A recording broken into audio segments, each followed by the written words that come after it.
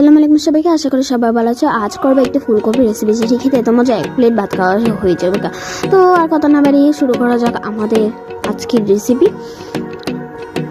তো গামলা থেকে কেটে রাখা ফুলকপিকে 1 চিমটি লবণ আর সিদ্ধ করে রাখা গরম পানি দিয়ে 2-3 মিনিট ভিজিয়ে রাখবো।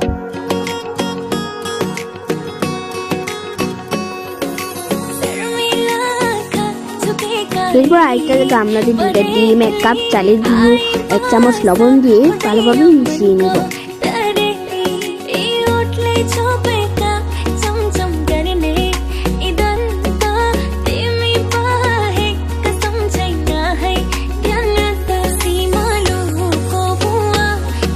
মিশ্রণ করার পর ভিজিয়ে রাখা ফুলকপিটি দিয়ে তাতে হাফ চামচ মরিচের গুঁড়ো, হাফ চামচ হলদের গুঁড়ো, হাফ চামচ ধনিয়া গুঁড়ো দিয়ে ভালোভাবে মিশিয়ে নিতে হবে।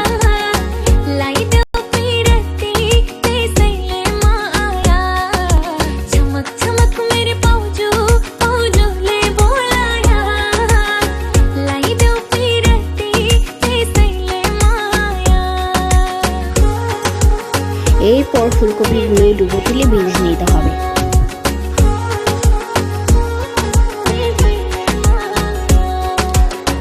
পুরো একটি পাত্রে তেল গরম করে তাতে রসুন কুচি, আদা কুচি, কাঁচামরিচ কুচি এবং লাল মরিচ কুচি দিয়ে ভেজে নিতে হবে। এরপর সয়া সস দিয়ে কিছুক্ষণ ভেজে নিতে হবে।